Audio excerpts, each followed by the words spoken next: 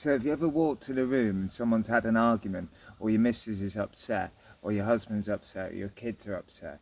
You can literally feel the energy in your whole body.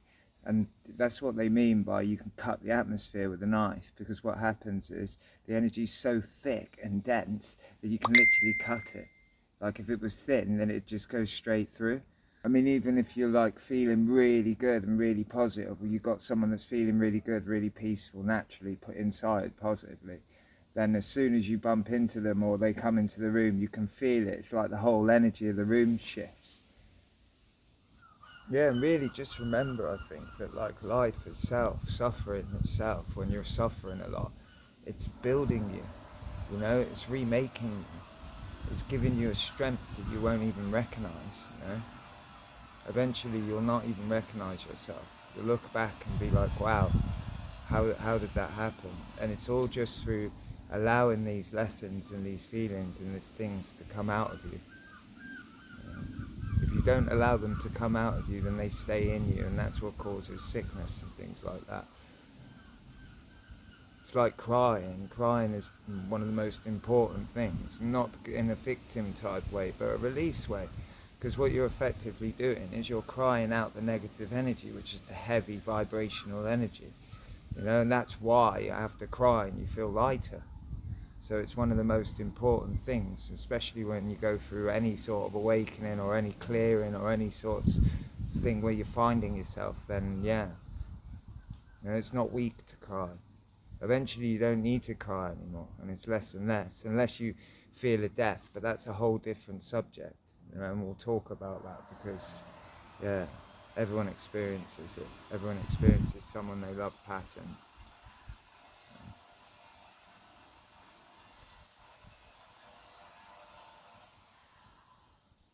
Yeah, there's another one that I've been learning recently, which is adding to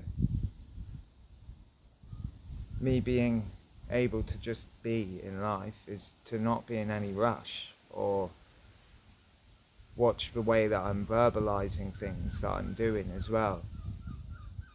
Like I would have a problem with calling things work, or say quite a lot, oh, I haven't got any time, and I've caught myself there as well, just not to be so in a rush all the time, not to worry about what's happening or even putting attention on what's happening. And like, we want to see outcomes, we want to see results, we want to see things around us that are changing in our lives towards what we want to be or what we're thinking about. But that itself is just not going to happen if you're like that, because that's where the faith is in yourself and God and awareness and everything is being built. You have to kind of make that move in yourself first and be like, right, this is what I'm like, and then realizing that things aren't going to be seen, or things may not be seen around you or felt or anything, but they've been put into motion. The more that you are that person, the more they're getting put into motion, and the more that you stay that person and that projection of the self, of who you are on the outside, by being what it is on the inside, it draws that into you pretty fast in life in general. Yeah, expectations is a big one. Having expectations of people and expectations of life and expectations of yourself. It's just not worth having expectations. You're setting yourself up to be let down. I learned that long ago, is to not have expectations of people around me. But I think it goes further for me now, as I'm starting to realize it's with absolutely everything in life itself, because we're all connected. Everything is one, everything's connected. So as soon as you have expectations of one thing, it's like saying you've got it for everything, because you're agreeing to one thing, and life is all about oneness. It's not about duality where it's like expectations, no expectations. It's understanding that all of them are the same thing, and everything is just teaching you about things in your life. Yeah, imagine your life if you didn't have expectations of people around you. How many times you would avoid disappointment, because you're setting yourself out. You wouldn't even get disappointment then when people don't do things or act a certain way or anything, because you've just got no expectations on that. You know, and all you're really interested in, which is one of the big keys about it all, is just to take your attention off the outside and put it onto yourself. Because if people put all their attention on them and watched what they were doing and how they were acting and how they were thinking and just observed that and didn't react and blah blah blah, then their lives would change so fast, you know.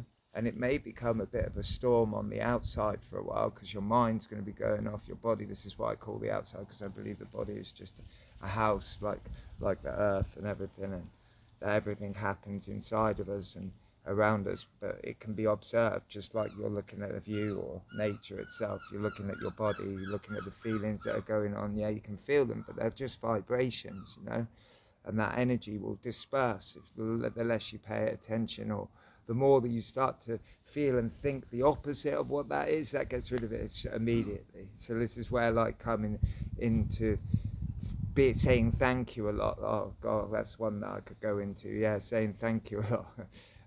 When I did ayahuasca in the ceremony, I don't think I'd said thank you so many times in my life, and that was a Muji quote, like just say thank you and don't have any reasons why. And I used that so much in that ayahuasca ceremony that it became a running joke when we came out of it, and people were laughing about it because all they could hear is me saying thank you all the time.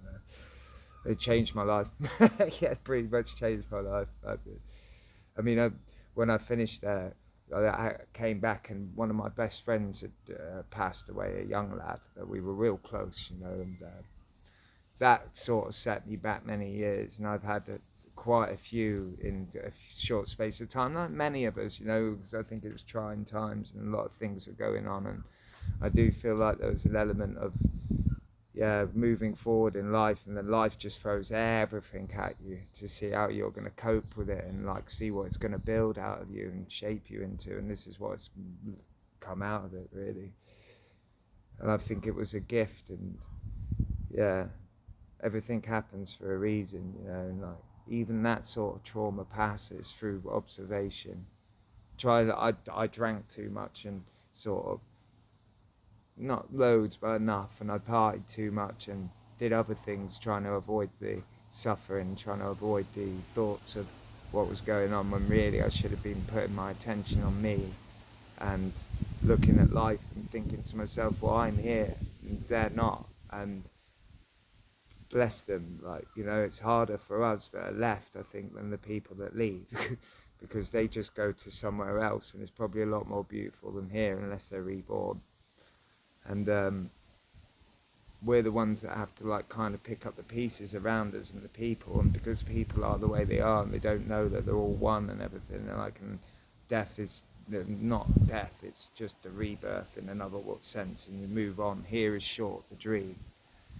They suffer completely because they have no faith, you know, whereas if for me, like now I realise that they would want you to live your life to the full. If they had that, they would want you to be who you are because they know who they are. So they're going to be like, well, he's a liar. You got to, you know, got to honour your life that you're given in their name. And then it's all different because you're going to see them again. This is so short. Anyone that's done any psychedelics or had any experience spiritually, or come to themselves, come to that natural state of peace and that natural being they are, awareness, then they're going to know instantly that, yeah, everything is, awareness is in everything, and we are awareness, you know, and it doesn't die, it just transforms and moves on, you know, in energy terms anyway.